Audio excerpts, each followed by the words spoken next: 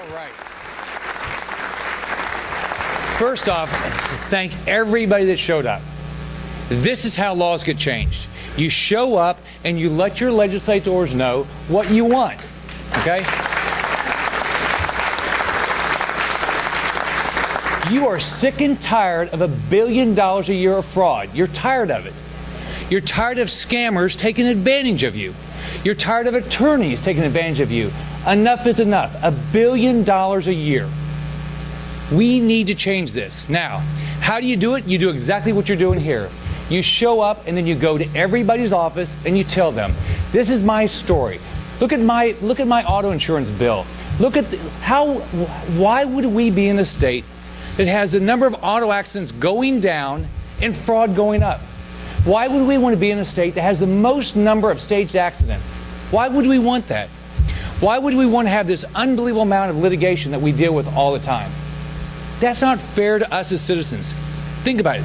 This tax impacts the poorest person in this state the most because they have to have auto insurance to drive. Maybe they're starting a business. They have to have auto insurance. It's a bigger portion of their income, and this is going up at 29% year after year after year. When are we going to tell our legislators that we want this changed? This is the year. Now, I want to compliment everybody up here. But if it wasn't for the CFO, Jeff Atwater, and Robin Westcott, we wouldn't be going down this path. They have started this process. All of us are here because we have seen the fraud. We have seen the dollars. We have seen the fact that this is a $1 billion tax on our citizens. So, thank you very much for doing this. Thank you for coming. It's hard to get to Tallahassee. But that's good sometimes, you know. But thank you very much for doing this. I hope you'll spend the day and you know what? The way this is going to happen is if you let your House members and you let your Senate members know they've started the process. Let's make sure the bills that get passed, they happen. Let's make sure we get out of the session on time. And when we finish this session, we can all come out here, we can celebrate that we did something for every citizen in this state. Enough of the fraud. Enough of the fraud. So,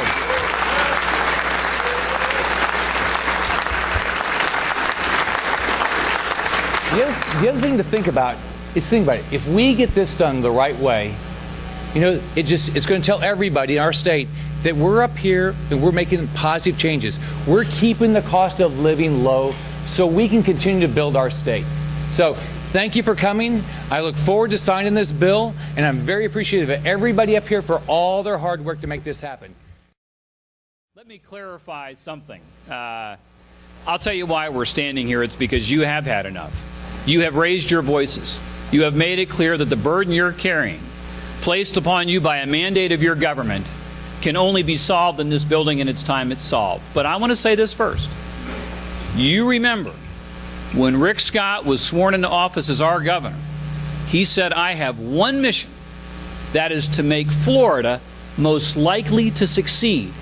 That means the hard-earned paycheck that you're bringing home, you know what to do with that. You know how to spend that. And to be able to have the opportunity to have a car in the driveway, to get to a job, to get to work. That's what he sees as the opportunity that this now, your government deserves you a solution. We mandate this. We put this on you. This is where it must be solved. So as he has given the call to you, do not leave. Stay strong. Hit every door. Make every stop. Look our fellow legislators in the eye and just say, riddle me this.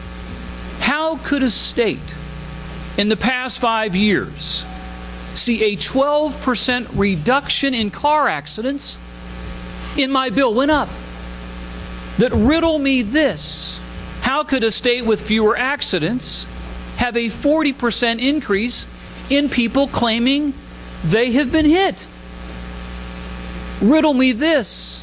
How could we have a system designed to be litigation-free that in the same period we've had fewer accidents, we've had a 275% increase in lawsuits? Riddle me that. And you make it clear now This is our moment together. The governor has said it so well. He has laid it down for everyone. And I tell you, we have Chairman Nelson here and his fellow members and senators that are working on the answer. And now you've made it clear, do not dare leave home without giving it to us.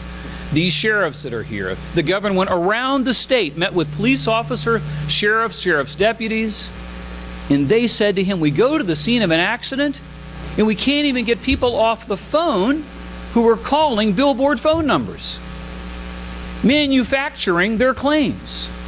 It's not right. You deserve better than that. And this legislature is going to give you better than that. So here it is, what Sidney addressed to you. A person getting by, mandated to have this coverage.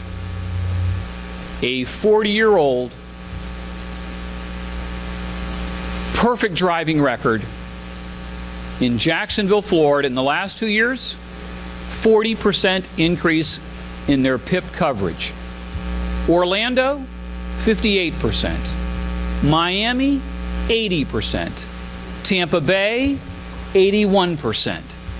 And if you think it's just Metro, Destin, 50%. Lake City, 67%. Fort Myers, 73%. All of Florida knows this is a hoax on the people of Florida.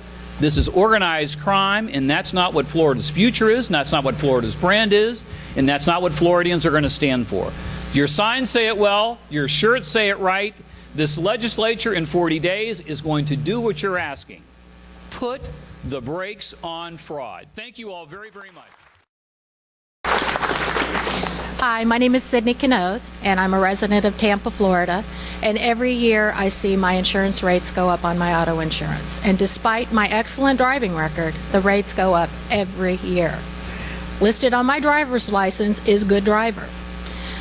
I have been affected by PIP, and my son has been affected by PIP.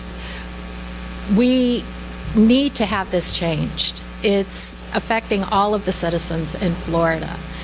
Despite every day when I have the TV on, I see commercials urging people to call attorneys instead of going to the hospitals and getting checked out. And I really, really hope that this HB 119 passes, and I thank you.